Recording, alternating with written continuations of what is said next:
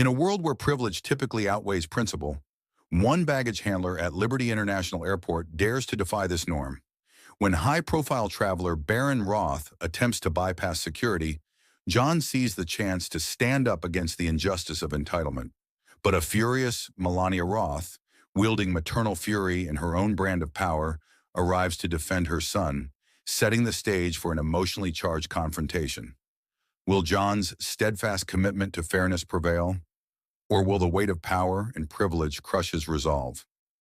The air was thick with a blend of varnished wood, busy travelers, and the faint hum of overhead announcements, weaving through the bustling check-in area of Liberty International Airport. Early morning sunlight filtered through the tall glass windows, casting patterns on the polished floors that reflected the frenetic energy of the travelers scurrying to their destinations.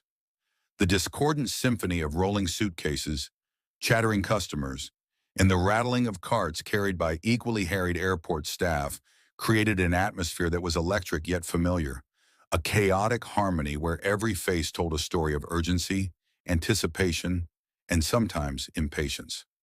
Among the throng of passengers, John, an experienced baggage handler for nearly a decade, maneuvered through the crowd with purpose. He was a robust man in his mid-30s, his hands calloused from years of labor, a testament to his dedication. His balding head glistened under the fluorescent lights as he adjusted his cap, emblazoned with the airport logo, a badge of pride for him. Fairness was ingrained in his ethos, a compass of sorts guiding him through the nuanced dynamics of his workplace.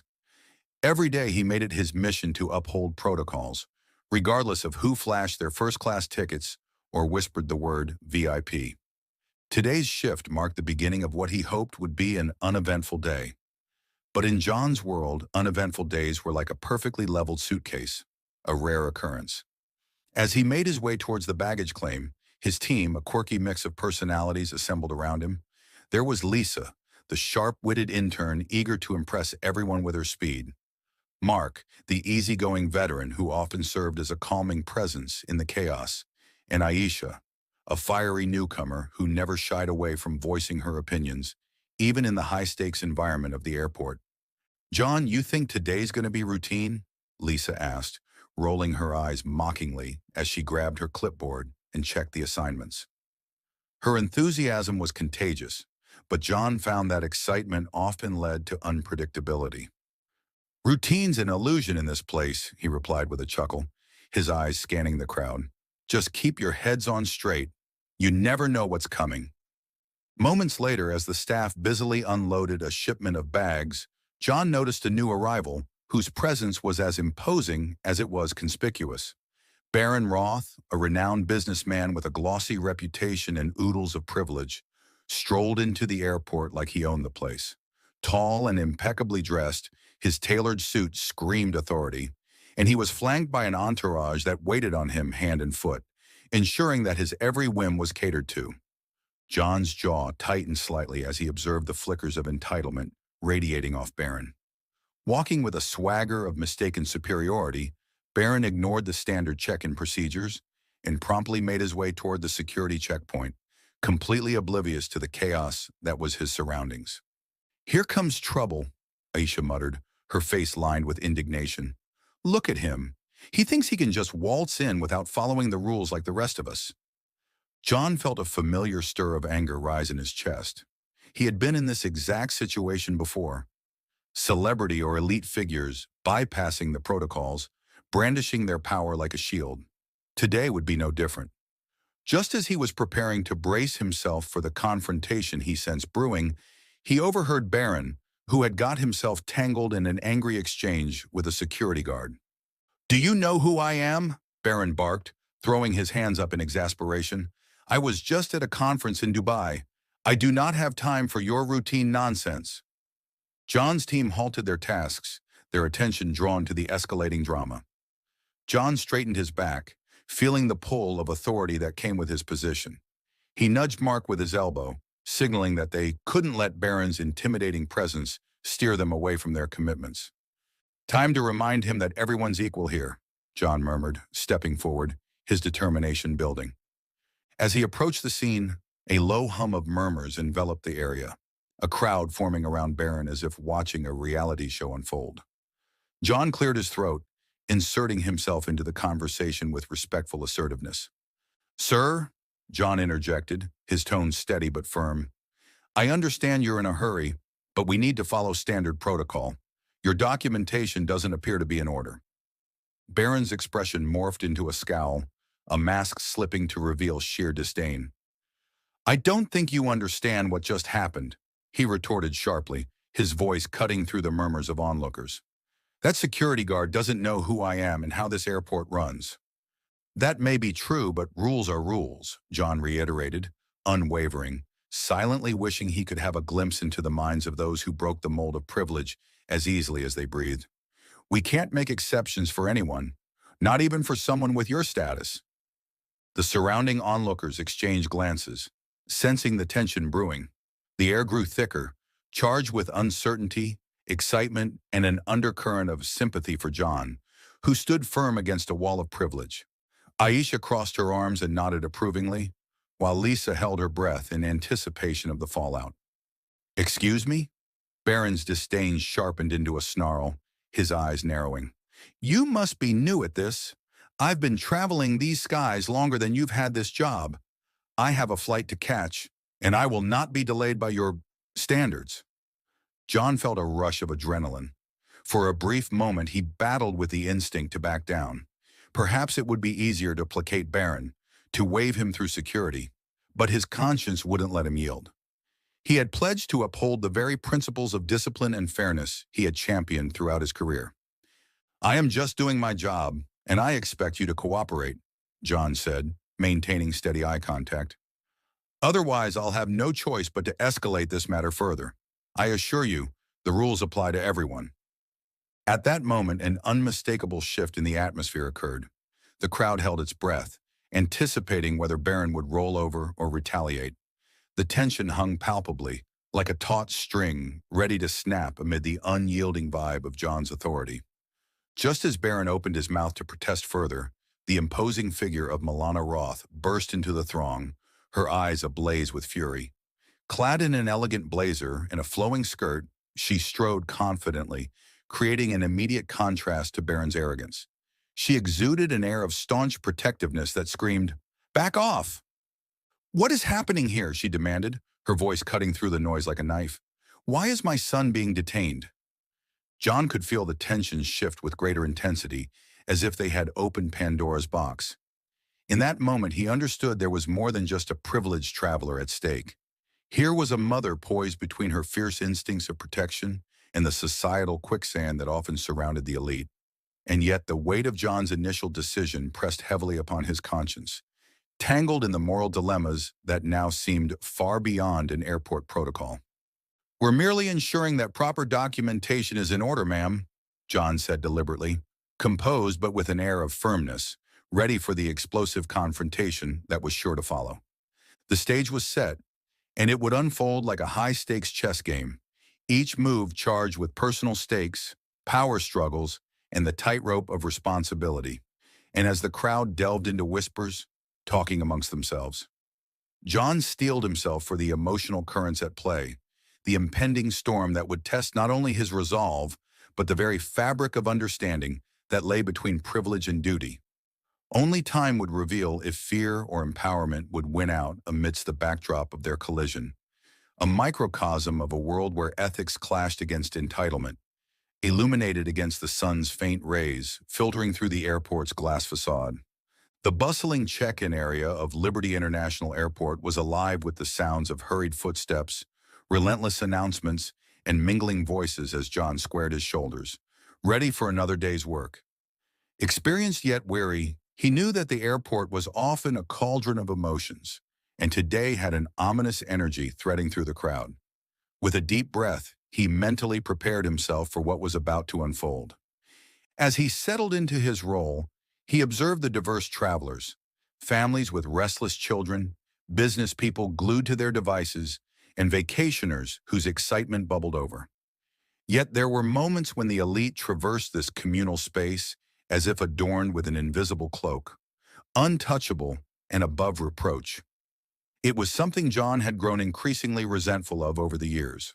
He took pride in his pragmatic approach to work, placing fairness above all else. "Morning, John," shouted Lisa, a fellow baggage handler, as she joined him at the station. "You ready for another day of people thinking they're too good for the rules?" Her laughter was infectious, but John could sense the tension in her voice. Today felt different, charged with an undercurrent of something that made the air thicker around them. "Definitely ready, but not too keen on what we might face," he replied, glancing at the line forming at the check-in counter. "You know how these high-profile folks are. They think rules bend for them." Before Lisa could respond, an unmistakable figure swept through the entrance. Barron Roth, admired for his wealth and despised for his entitlement. He exuded an air of arrogance, striding toward the check-in counter as if to declare his dominance over the entire airport. With sleek hair and tailored clothes, he embodied privilege, a symbol of everything John resented. It wasn't just Roth's polish that riled him. It was the sense of injustice that seemed to follow the elite, perpetuating the idea that they could flout rules with little to no consequence. "Look at him, strutting in like he owns the place," John muttered. Lisa's eyes widened with concern, but she didn't reply. Instead, they exchanged a knowing glance.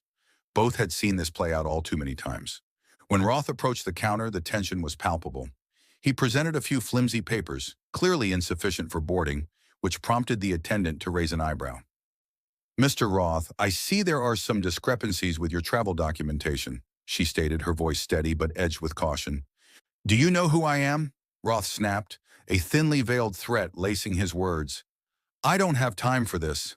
I've got meetings that you wouldn't believe." While the attendant struggled to maintain her professionalism, John could feel blood rushing in his ears. The deeper indignation stirred within him, igniting a fierce resolve. "Rules are rules, Mr. Roth. You may have the stature, but that doesn't grant you an exemption," he interjected, stepping forward. Roth's head snapped around, eyes narrowing as they landed on John. "Do you really want to go down this road?" he spat, the condescension dripping from his words. John felt an electric tension in the air, a raw potency fueled by Roth's entitlement, battling against his own principles of fairness. "I do," John asserted, clenching his fists to hide their trembling. "We have procedures for a reason. You need proper documentation to travel. One of us could lose our jobs if we let this slide." The confidence in his voice barely masked the flickering doubt coursing through him. Laughter erupted from nearby travelers, the onlookers fascinated by the unfolding drama. "This is ridiculous," Roth exclaimed, puffing out his chest as his face flushed with rage. "I will have you fired," he threatened, waving a hand dismissively. "Do you even know who I represent?" "Doesn't matter if you're a billionaire or a bus driver," John replied coolly, steadiness returning to him with each syllable. "In this airport, we treat everyone the same. I stand by my crew. We cannot compromise safety for privilege." The surrounding crowd murmured approval, some visibly supportive of John's stance. But a trickle of worry wormed its way into the back of his mind. As Roth's face twisted in disbelief, he could see the anger boiling beneath the surface, and thoughts of potential repercussions flashed through him. Would this decision really cost him and his co-workers their jobs? Behind Roth came Melania Roth, his mother, her fierce protectiveness manifesting even before she stepped into the fray. Her dignified entrance quickly transformed into an eruption of emotion. "Barron!" she shouted, rushing forward as she beheld the scenario unfolding.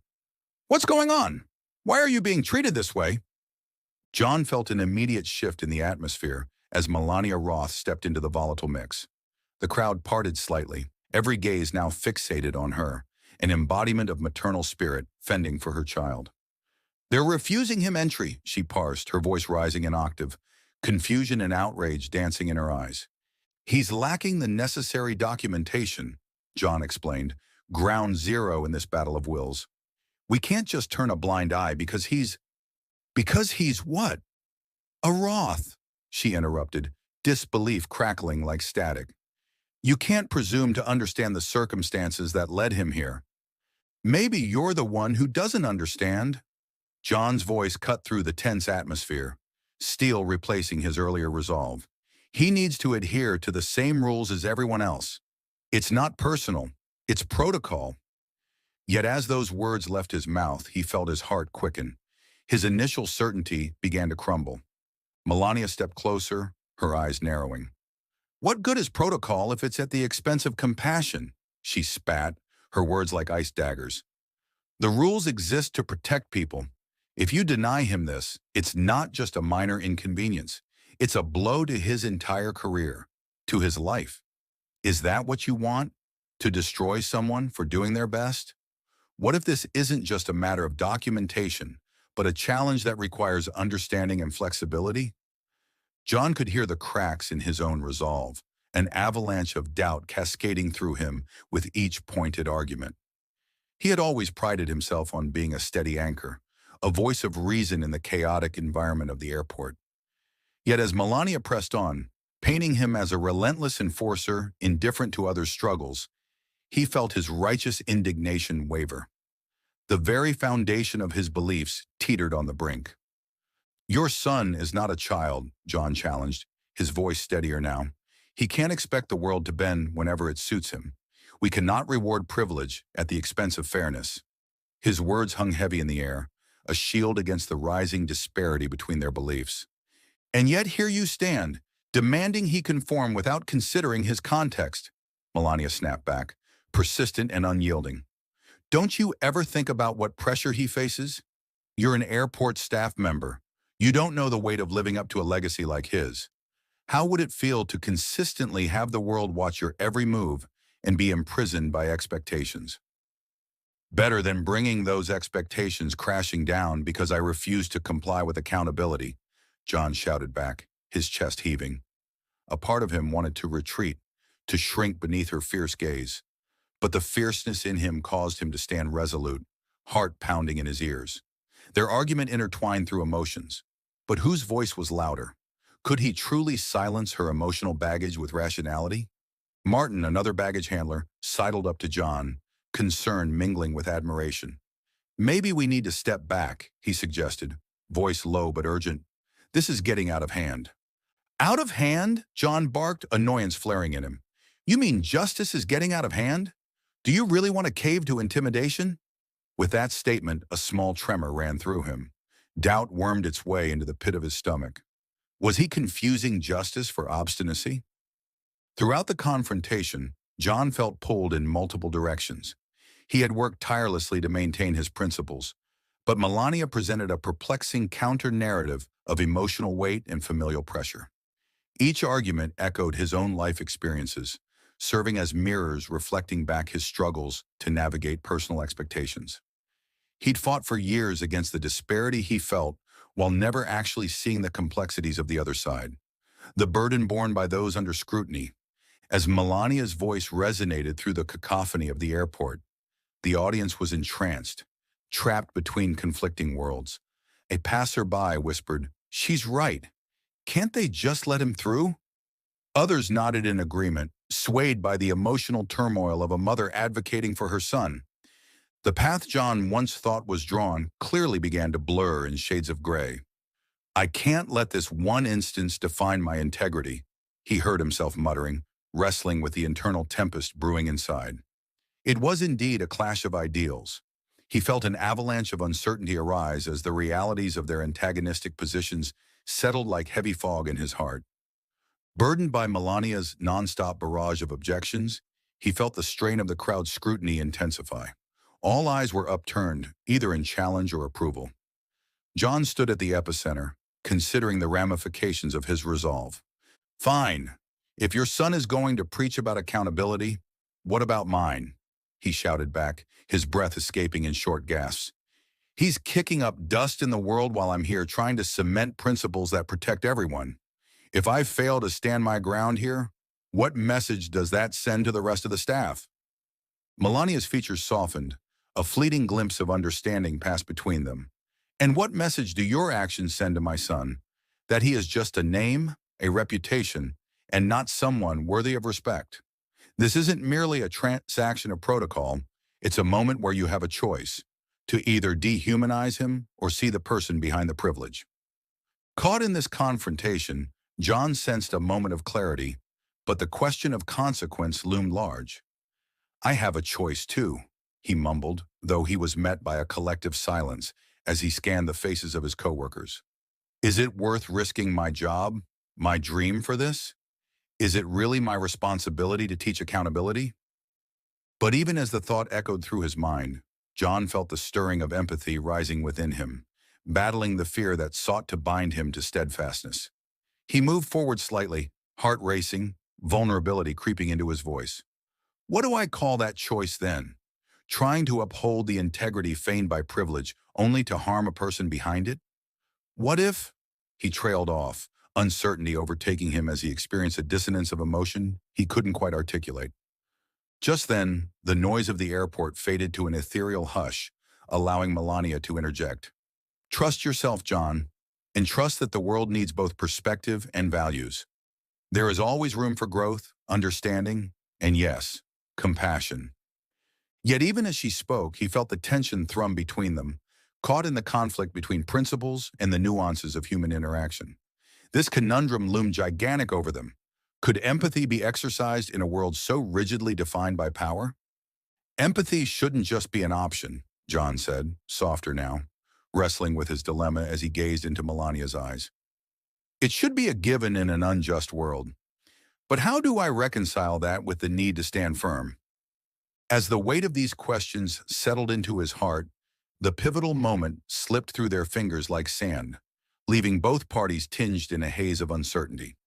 And as they grappled with the irreconcilable urge to either concede to power or uphold justice, the airport buzzed with anticipation, the tension palpable, unresolved at this momentary precipice.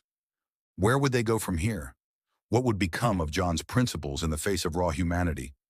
The question lingered in the air, heavy with consequences yet voiceless in its demand for resolution. As the faint whispers of confusion flooded the crowd, John and Melania shared a fleeting look, an unspoken acknowledgement of the depths they had just grazed. But the questions loomed, stark and unyielding. Could he protect his values while embracing the nuance of empathy? The conflict sputtered yet raged on, ready to ignite into a blazing climax that neither could anticipate yet both somehow needed. Mr. Roth, please. John hesitated as the surrounding noise faded away. I just need to understand. And as the shaking hands of uncertainty hovered between duty and compassion, the resolution remained tantalizingly out of reach. The air in Liberty International Airport seemed to crackle with anticipation as Melania Roth burst through security with the force of a hurricane. Dressed impeccably in a tailored navy suit that spoke of wealth and influence, she cut a striking figure, her fierce gaze locking onto John, who stood resolutely next to his team. It felt as if the room had collectively held its breath, the weight of her ire palpable in the charged atmosphere. How dare you? Melania's voice rang out, sharp and indignant, drawing the attention of travelers and employees alike. You mean to tell me my son is being barred from boarding because of a minor oversight? You cannot be serious. John felt a wave of anxiety wash over him as her words surged like an incoming tide. He had steeled himself for confrontation, yet this was a different kind of battle, one charged with maternal fury and the stakes that came with it. Ma'am, we're simply following protocol. Your son needs the proper documentation, he replied, keeping his tone level despite the turmoil within. Protocol? What about common sense? Melania shot back, her tone dripping with contempt. My son is not a criminal. He's a young man who made a mistake. You cannot seriously be threatening to ruin his life over paperwork. In that moment, John was struck by the sharp juxtaposition of her indignation. To Melania, Barron was her child, deserving of protection and empathy. To John, Barron was a representation of the entitlement that had often undermined his belief in fairness. I understand this is difficult for you, he began, feeling the eyes of his team on him, the weight of their collective decision pressing heavily on his shoulders. But if we bend the rules for him, we have to do it for everyone, and that undermines all of our jobs. The rules exist for a reason. Melania's features softened for just a brief moment before her lips pursed tightly together, the expression of a woman caught in a churning whirlpool of frustration. You think he's entitled? You think we don't understand struggle? I'm here fighting for him, and you hide behind rules like they're a shield. Her voice cracked, revealing a depth of feeling John hadn't anticipated. Pricking at his conscience, her words resonated within him. He could see the strain etched across her delicate features and realized in that moment that her life wasn't as simple as it appeared. While she had more than he ever would, there existed complexity and shadow even among the privileged. He found himself torn, pondering the thousands of struggles many face day to day, realizing that many, including himself, thrived in environments vastly different from the elite circles. But not all of those struggles were visible at first glance. Look, ma'am, I know it feels unjust. I can only imagine how stressful this is for you and your family, John said, taking a step closer, his voice softening as empathy began to bridge the growing divide between them. But we all have our roles here, and I cannot put my team at risk just because of your son's title. Our jobs hinge on these protocols. A flicker of vulnerability crossed Melania's face, and her composure wavered. It's easy for you to say. You don't know what's at stake for us, she replied, the weight of her emotions pressing heavily on her words. Do you truly think my family doesn't face challenges? Just because we have money doesn't mean we don't suffer too. The commotion around them faded into a distant hum as John felt a stir of something unexpected within him, a profound moment of recognition. Her son didn't just symbolize entitlement, he was a real person with dreams and fears just like him. Perhaps Melania's experience, draped in privilege, concealed layers of struggle he could hardly fathom. With every word exchanged, they were dismantling their preconceived barriers, unraveling their starkly different worlds. I don't view your son as a symbol, John replied quietly, grounding himself in sincerity. I see him as someone who, like all of us, needs to meet his responsibilities. But I also see you, your worry for him. I'd do anything for my family too. He met her gaze, hoping she could see his dedication to not only his job, but the very humanity that connected them. I, Melania stammered, visibly torn, and John could sense her resolve crumbling. I never thought I'd be standing here, fighting a system that insists on protocols over compassion. I don't want my son's mistake to define him. In the stillness, they held each other's gaze, searching for understanding amid the noise of the airport. With the eyes of the team upon him and the weight of their decision looming heavy, John sensed an undeniable shift. Standing tall, he took a breath, summoning courage more pragmatic than merely a token of virtue. Maybe there's a way we can resolve this without resorting to extremes. You could help me, and I could help you. We can work together. Melania blinked, her demeanor softening, hesitating as if caught in a moment of choice itself. What do you suggest? Let's get the necessary documents sorted out first. I'll hold your son's place if we can discuss it calmly.